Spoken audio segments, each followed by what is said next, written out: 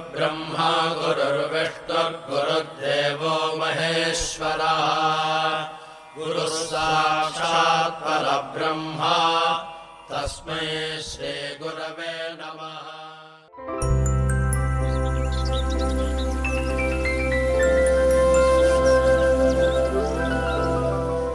ഓം ശ്രീ സായിരാം. പ്രശാന്തി നിലയത്തിൽ നിന്നും സ്നേഹപൂർവം സായിരാം. സായി പ്രചോദനങ്ങൾ ജൂലൈ 4, 2024. ബന്ധുമിത്രാദികളോടും സ്വത്തുവകകളോടുമുള്ള നമ്മുടെ ശരിയായ മനോഭാവം എന്തായിരിക്കണം? ഭഗവാൻ വ്യക്തമായി നമ്മെ ഓർമ്മിപ്പിക്കുന്നു. പ്രേമസ്വരൂപരെ, ജീവിതത്തിൽ കൈകാര്യം ചെയ്യുന്ന വസ്തുക്കളോട് ഒരുവന് 2 വിധത്തിലുള്ള മനോഭാവമാണ് ഉണ്ടാവുക. ഈ കാര്യങ്ങളുമായുള്ള തൻ്റെ ബന്ധം താൽക്കാലികമാണെന്നും താൻ അവ നോക്കി നടത്തുന്ന കാര്യസ്ഥൻ മാത്രമാണെന്നുമുള്ളതാണ് ആദ്യത്തെ മനോഭാവം. ഇതെല്ലാം തൻ്റെ സ്വന്തമാണെന്നും അവ തനിക്ക് സന്തോഷം നൽകുമെന്നും അവയെ തന്നോടൊപ്പം കൊണ്ടുപോകാൻ സാധിക്കുമെന്നുള്ള മനോഭാവമാണ് രണ്ടാമത്തേത്.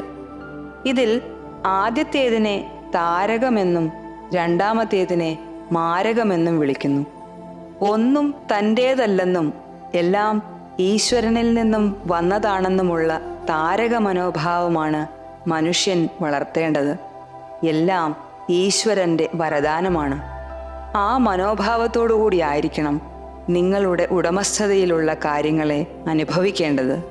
അവയോട് ഉത്തരവാദിത്തം ഉള്ളിടത്തോളം കാലം അവയെ നിങ്ങൾ നല്ല രീതിയിൽ സംരക്ഷിക്കുകയും ശരിയായ രീതിയിൽ ഉപയോഗപ്പെടുത്തുകയും വേണം. ഭൂമിയിൽ ജീവിക്കുന്നിടത്തോളം കാലം അത് നിങ്ങളുടെ കടമയാണ്. ഭാര്യയെയും മക്കളെയും നിങ്ങളുടെ വസ്തുക്കളെയും സംരക്ഷിക്കേണ്ട ഉത്തരവാദിത്വം നിങ്ങൾക്കുണ്ട്. പക്ഷേ ആ ഉത്തരവാദിത്വം നിങ്ങൾക്ക് ഈശ്വരൻ ഏൽപ്പിച്ചു തന്നതാണെന്ന് നിങ്ങൾ നിശ്ചയമായി മനസ്സിലാക്കണം. അവ നിങ്ങളുടെ സ്വന്തമാണെന്ന് ഭാവിച്ച് അവയോട് മമതയുള്ളവരായി തീരരുത്.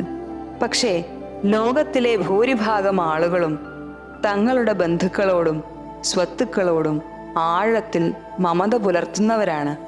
സ്വന്തമായുള്ളതെല്ലാം എത്ര കാലം നിലനിൽക്കും? അവയെല്ലാം ഉപേക്ഷിച്ച് നിങ്ങൾ വിട പറയുന്ന നിമിഷം എപ്പോഴാണ് വന്നു ചേരുകയെന്ന് നിങ്ങൾക്കൊരിക്കലും അറിയാൻ സാധിക്കുകയില്ല.